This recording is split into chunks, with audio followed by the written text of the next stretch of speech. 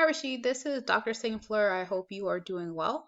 I'm making this video to sort of go over your labs that you submitted because there are a couple of things that you missed, and I know you've been working hard in it, and I'm really proud of you. And I want to make sure that you get the credit that you deserve. So we're going to start with the reaction rate virtual lab.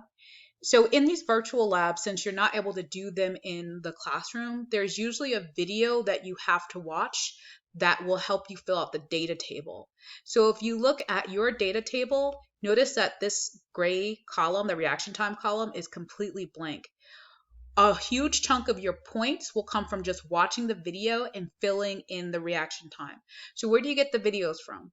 The instructions are up here. So it goes over what you need to do at each part. So part one is a pre-lab. That's a PlayPosit. That's not going to help you fill in the data, but that PlayPosit is graded, just so you know. And so in case you haven't done it, you want to do that. Then part two, concentration versus time. There's a link to a YouTube video. So if you click on that link, it'll take you to this YouTube video. And what you're going to do is you're going to watch, let me just mute it real quick. You're going to watch this YouTube video. And as you watch the video, it'll show you where you fill in the data. So first it goes over the procedure, like if you were actually doing it in the lab, this is what it would look like. And then it goes into the data towards the end. So example here, like it's showing you the table being filled in. So you have to follow that video in part two to fill out the first 5 of this table.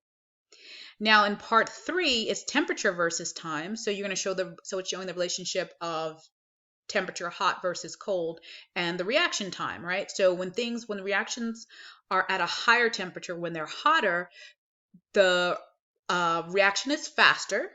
And of course, that means it'll be a slower time. It takes less time for the reaction to occur. And when the reaction occurs at a colder temperature, the reaction rate will be slower, so it will take more time for it to occur. So to get the data for these 2 last spaces right here, you watch this YouTube link. Now, as I said, this data is a huge chunk. Just getting the data is just a huge chunk of your points. So please don't skip over that so you can get the points for that. Now, going into the questions here. The first analysis question is you're supposed to create a Google sheet a plot of the reaction time versus the concentration. Okay. Now you may be like, I don't know how to do that. Well, guess what? There's a video for that too. So I spent a lot of time trying to make videos to help you guys to know exactly what you need to do. I pretty much model it. So don't skip over those videos. You can, like I said, you can always fast forward them, play them at a faster speed. If you're like, this is too much, Miss St. Fleur, I can't be doing all this. That's fine. Play at a faster speed until you get to the point where the information you need is there, and follow along. All right, now the last part are these questions here. So of course for question 1, you need to give me a plot. There should be a graph that you create. And again, you watch that video, it'll show you how to create the graph. And then you copy and paste that graph there. Then for these questions, what effect did water have on the reaction rate and why? Well, when you add water to something, you decrease the concentration. It's like if you're making Kool-Aid and someone adds water to that Kool-Aid, you make it less concentrated. Well, if things are less concentrated, that's going to decrease the rate of the reaction. Okay. Question 4, which reaction has a faster rate, hot or cold? So this one is correct. Question 4, you got that right. So you don't have to do anything with that. Hot reaction will be faster.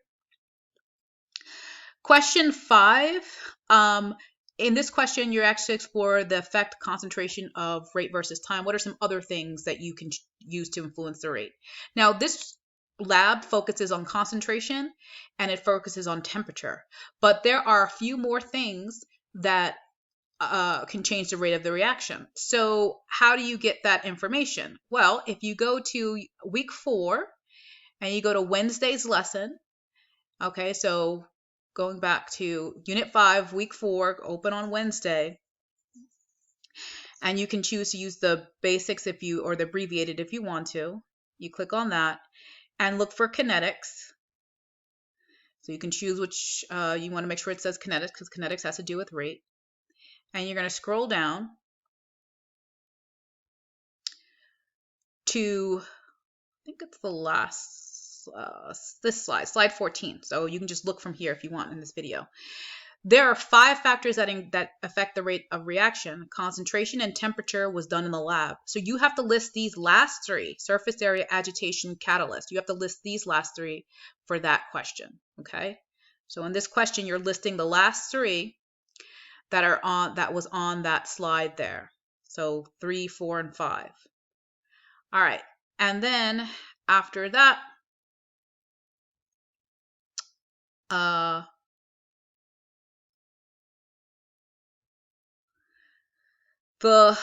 this part here, since you listed those last 3, you have to choose one of the 3 that you listed to increase the rate of the reaction. So going back to the 3 things that you would list: surface area, so would you use big or small pieces? Stirring, would you stir it or not stir it? Catalyst, would you add a catalyst or not? Which of those would increase the rate of the reaction? So let's say, for example, you choose, I want to focus on surface area. Are you going to use bigger pieces or smaller pieces? Okay, to make the reaction faster. And whatever your answer to that question is, that's what you would put here. Now, this is not really dealing with a solid, so but again, you would be showing me that you demonstrate the effect that factor has on the rate. All right, that's the rate reaction. Now let's go to this one here. So I'm noticing here that, first of all, you did all 5. If you watch the instruction video, if you read the instructions, you only have to do 3 of them. So you don't need to do all 5. Fundamentals can choose 3 to do. So you need to choose the 3 that you want. Now, with that being said, I highlighted the things in cyan, this like bluish color, that you got wrong. So you can correct those if you want when you resubmit it. If these are if you're redoing any of those 3 as your ones, you can correct them. Finally, in terms of balancing equations, I'm noticing that you don't have coefficients here for the balanced equations. So that may be something that you need to work on. So if you don't know how to balance equations, where can you go to get help on that? So if you go back to Unit 5, click on Week 4, and then you want to go to Tuesday, Balancing Chemical Equations. And then you want to go to Choose Your Own Practice and Learning folder. And then you click on this link. It'll take you to this video where he walks through a bunch of problems. Now, just looking at a video like this is not helpful. You have to actually write this stuff down and do it along with him, at least for some of them. You may not have to do it for all of them. Okay, so you want to try and make sure you get that done. Don't leave that part blank, or you're going to lose a quarter of your points, right? Because that's a quarter of the points there.